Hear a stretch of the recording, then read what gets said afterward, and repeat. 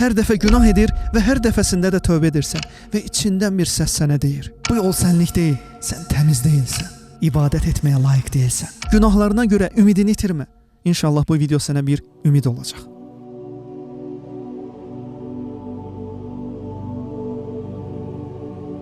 Bismillahirrahmanirrahim. Həmd olsun alimlərin Rəbb olan Allaha. O mərhəmətlərin ən mərhəmətlisi, səxavətlərin ən səxavətlisidir. Allahın salat və salamı Peyğəmbərimiz Muhammedə, onun ailəsinə və bütün sahabələrinə olsun. Ey doğru yolun yolcusu, ey Allaha yaxınlaşmaq istəyən, onun ilahi sevgisi və yaxınlığı üçün darıxan kəs. Ey yol boyu bir günahın yarası ilə acı çəkən kəs. Səni ağrıdan, kədərləndirən və irəliləməni ləngidən o günahın acısı. Elə isə dayan və hikmət çeşməsindən süzülən bu qızıl sözlərə qulaq as. İbn Ata'illah İskəndəri demişdir: bir günah işlədiyin zaman bu səni Rəbbinin huzurunda doğruluğa, istiqamətə nail olmaqdan ümidini kəsməyə sövq etməsin. Çünki ola bilsin ki, bu sənin üçün təqdir olunan ən sonuncu günahdır. Bəli, əziz qardaş və bacılar. Bəli, ey Allahı axtaran, qəlbi pak olan, doğru yolu seçən, Allaha tərəf səfər edən, qəlbinin dərinliklərində itaət sevgisi, ruhunda isə uca Rəbbinə yaxınlıq həsrəti daşıyan, iman etmiş qardaş və bacım. Bu yolda iman etmiş qul sınaqlarla və imtahanlarla üzləşə bilər. Nəfsi ona qalib gələ bilər. Bir vaxtlar möhkəm olan ayağı büdrəyə bilər. Belə olan halda o peşmançılıq, acı və məyusluq hiss edər. Səmimi bir tövbə ilə Allaha yönələr. Onun bağışlanmasına və mərhəmətinə ümid edər.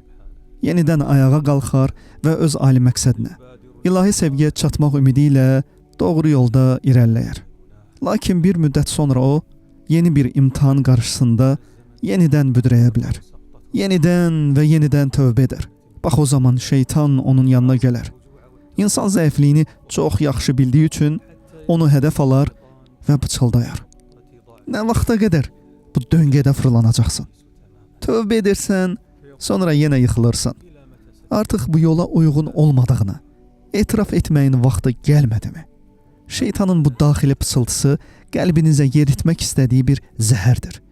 Məqsədi ümidinizi kəsmək, ilahi mərhəmət qapısını üzünüzə bağlamaqdır. Peyğəmbərin sallallahu aleyhi və alihi və səlləm uca Rəbbindən nəql etdiyi hədisdəki o böyük ümidə baxın. Bir qul günah işlədi və dedi: Allahım, günahımı bağışla. Allah buyurdu: qulun bir günah işlədi. Sonra anladı ki, günahı bağışlayan və günaha görə cəzalandıran bir Rəbbi var. Sonra qul yenidən günah işlədi və dedi: Rabbim, günahımı bağışla. Uca Allah buyurdu: qulun bir günah işlədi. Sonra anladı ki, günahı bağışlayan və ya günaha görə hesaba çəkən bir Rəbbi var. Mən qulumu bağışladım, qoy istədiyini etsin. Muttəfəqun aleyh. Allahu Ekber, ən mərhəmətli olan Allahın rəhmi haqqında düşünün. Onun bağışlamasının gözəlliyini və səxavətini təfəkkür edin. Siz onu çağırmaqdan yorulmadıqca, Allah da sizi bağışlamaqdan yorulmaz.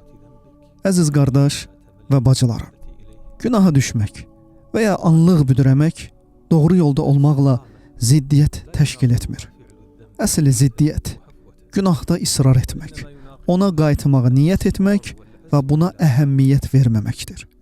Bax, burada Allahı tanıyanların, başqalarının yolunu işıqlandıran ariflərin dərin hikməti üzə çıxır.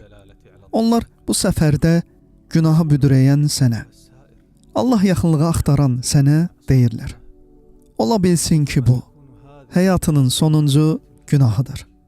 Bəli, qardaşlar və bacılar, bu şübhə doğurmayan bir həqiqətdir.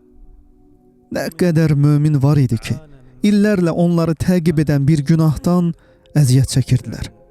Lakin səmimi bir tövbədən sonra o günah onları bir dəfəlik tərk etdi. Allah onların canını alana qədər bir daha o günaha qayıtmadılar. Nə qədər mübarizə aparan insan məscidlərin ilk saflarında yer aldı. Nə qədər səmimi qəlb haram baxış günahından əziyyət çəkirdi. Lakin bir səmimi tövbədən sonra Allah o istəyi onların qəlbindən çıxardı və onlar Rəblərinə qovuşana qədər bir daha o günaha dönmədilər. huzur dolu bir qəlblə bu dünyadan köçdülər. Belə hekayələr o qədər çoxdur ki, və məscidlərin divarları buna şahiddir. Onların simalarındakı nur ruhlarının paklığından xəbər verir. Uca Allahın buyurduğu kimi, onların əlamətləri üzlərindədir.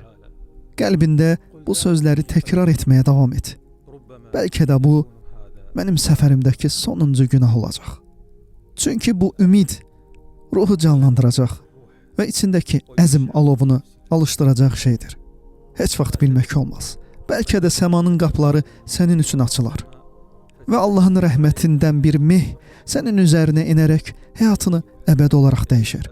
Uca Allahın buyurduğu kimi. وَإِنْ يُرِدْكَ بِخَيْرٍ فَلَا رَادَّ لِفَضْلِهِ Və o buyurdu. نُصِيبُ بِرَحْمَتِنَا مَنْ نَشَاءُ Bəlkə də bu tövbə Allahın sənin üçün açdığı bir qapıdır. Gecəni silib aparan sübh vaxtı kimi bir qapı ki, ondan sonra həyatın nur saçmağa başlayar. Sən onun sevdiklərindən birinə çevrilərsən. Şair demişdir. Qəlbim daşlaşanda və yollarım daralanda, sənin əfvinə olan ümidimi ucalmaq üçün pilləkən etdim. Günahlarım gözümdə böyüdü, lakin onları sənin bağışlamanla müqayisə etdikdə, ey Rəbbim, sənin mərhəmətinin daha böyük olduğunu gördüm. Sən bağışlayan olmaqdan əsla vaz keçmədin. Sən özü lütfün və səxavətinlə bəxş edir və əff edirsən. Əgər nəfsinlə mübarizə aparsan və daim tövbəyə qayıdanlardan olsan, o bir gün sənin əlindən tutacaq. Günahın köklərini qəlbindən söküb atacaq və yerinə itaət sevgisini, bahar çaylarının sahilində açan çiçək kimi əkəcəkdir. Və bu, mübarizə aparanlara və səbr edənlərə Allahın vədidir. وَالَّذِينَ جَاهَدُوا فِينَا لَنَهْدِيَنَّهُمْ سُبُلَنَا وَإِنَّ اللَّهَ لَمَعَ الْمُحْسِنِينَ Buna görə də əgər sən müqavimət, əzm, Allaha təvəkkül və günaha təslim olmamaqla uğur qazansan, əldə edəcəyin mükafat hidayətdir. Hər dəfə yıxılanda ayağa qalx. Hər dəfə günah işləyəndə tövbə et. Tövbə hər bir yaranın məlhəmi, hər bir dərdin dərmanıdır. Çünki Allah bütün günahları bağışlayar və buna əhəmiyyət verməz. Bu ona çətin deyildir. Yetər ki, insan səmimi bir tövbə ilə yaşasın. Daimi tövbənin ən şirin bəhrələrindən biri də odur ki, bu, Allah haqqında gözəl zəndə, düşüncədə olmağın əlamətidir. Bu ibadətin ən uca formalarından biridir. Peyğəmbərimizin sallallahu aleyhi və səlləm bir qudsi hədisdə bizə bildirdiyi kimi, Allah buyurdu, mən qulumun mənim haqqımdakı zənni, düşüncəsi üzrəyəm. Həqiqətən sənin tövbədə israrlı olmağın daxili paklığının və Allahın sevgisini, rizasını qazanmaq niyyətinin səmimiliyinin göstəricisidir. Əgər qul Allahın onu bağışlayacağına inanarsa, Allah qulunun düşündüyü kimi olar. Lakin əgər o, Rəbbi haqqında pis düşünərsə, günahlarının Allahın mərhəmətindən daha böyük olduğunu zənn edərsə, o zaman ağır bir səhvə yol vermiş olar. Çünki Allah buyurur. لا ييأس من روح الله إلا القوم الكافرون. Bu səmimi niyyətlər ilahi hidayətə nail olmağın ən böyük vasitələrindəndir. Allah buyurur. إن يعلم الله في قلوبكم خيرا يؤتكم خيرا. Odur ki, niyyətini saflaşdır. Allahdan xeyir gözlə və hər zaman ümidlə yaşa. Çünki sən mərhəmətlərin ən mərhəmətlisi, göylərin və yerin Rəbbi ilə münasibətdəsən. Heç vaxt Allahın rəhmətindən naümid olma. Tez-tez tövbə etməyin ən böyük bəhrələrindən biri də keçmiş günahları silməsidir. Hər dəfə səmimiyyətlə Allaha qayıtdıqda, o, əvvəlki günahlarını bağışlayar və onları əməl dəftərindən silər. Həqiqi tövbə özündən əvvəlkiləri yuyub aparar. Tövbənin digər paha biçilməz mükafatı isə gözəl sonluqdur. Tövbə qəlbi Allahla görüşməyə elə bir hazır vəziyyətdə saxlayır ki, ölüm səni asilik üzərində yaxalamasın. Həyat sapının nə vaxt qırılacağını bilmirsən. Amma əgər o, sən tövbə halında ikən qırılarsa, o zaman günahlarından təmizlənmiş şəkildə ölərsən. Günahkarlar üçün ən böyük ümid nişanələrindən biri də Allahın tövbə edənləri öz sevdiklərindən etməsidir. Allah buyurdu. إن الله يحب التوابين ويحب المتطهرين. Ümid və mərhəmət haqqında ən təsirli ayələrdən biri də onun bu kəlamıdır. قل يا عبادي الذين أسرفوا على أنفسهم لا تقنطوا من رحمة الله إن الله يغفر الذنوب جميعا إنه هو الغفور الرحيم. Budur əziz qardaş və bacılarım, ən mühüm məqam. Allaha tərəf gedən yolda tam yəqinliklə bilməli olduğumuz bir həqiqət. Hidayət yalnız və yalnız Allahın əlindədir. Həmişə xatırlayın. Hidayət yalnız Allahın əlindədir. Allah Azza və Cəllə buyurur. İnne aleyna lel huda. Və yenə buyurur. İnneke la tehdi men ahbebt. Velakinnallaha yehdi men yasha. Buna görə də əgər sən hidayəti doğru yol Allahdan istəməsən, onun huzurunda boyun əyməsən, onun dəstəyini və gücünü diləməsən, inan mənə, bu yolda möhkəm dura bilməyəcəksən. Sən çabalayacaqsan, büdürəyəcəksən, onun köməyi olmadan Allaha yaxınlığın o uca məqamlarına çata bilməzsən. Arifin, bir şairin hikmətlə dediyi kimi, əgər Allaha tərəf gedən kəsə Allahdan bir yardım gəlməzsə, ona ilk zərər verən şey öz səyi olar. Lakin Allahın dəstəyi qula çatarsa, hər şey bir yardım vasitəsinə çevrilər. Bizə səy göstərmək və əməl etmək əmr olunub. Allah buyurur.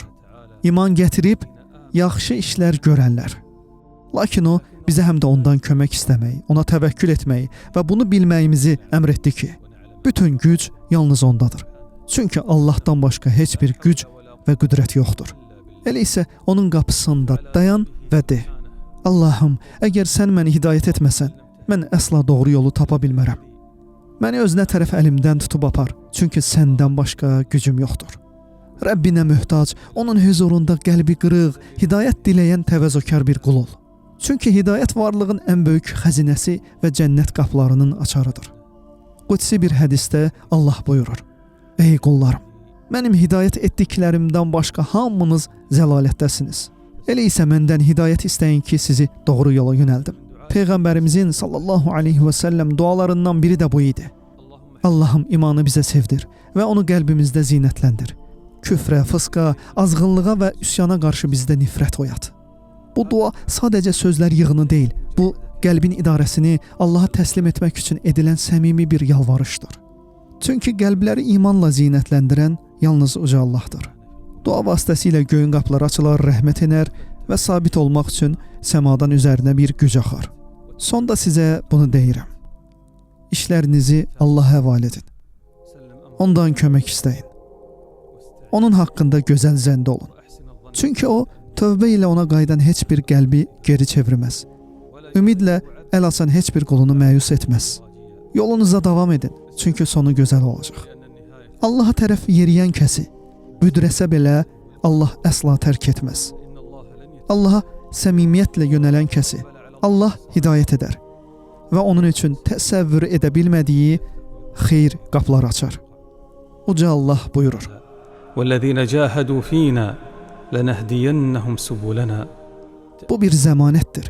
Kim mübarizə apararsa, səbr edərsə və nəfsini istəklərindən çəkindirərsə, Allahın izni ilə hidayət ona gec-tez gələcəkdir. Odur ki, hər zaman de, bəlkə də bu mənə təqdir olunan sonuncu günahdır. Bəlkə də bu tövbə sənin üçün əbədi hidayət qapılarının açıldığı tövbə olacaq. Nə qədər ki, tövbə etməyə davam edirsən, hələ də doğru yoldasan. Nə qədər ki, qəlbin hələ də ağrı hiss edir, sən dirisən. Nə qədər ki, qəlbində ümid, həyat və peşmançılıq var, sən Allaha təsəvvür etdiyindən də yaxınsan. Və Rəbbin səni sevir. Yetər ki, sən onu sevəsən və ona geri dönmək üçün çalışmağa davam edəsən. Ümidini kəsmə. Yol bitməyib. Allah yaxındır.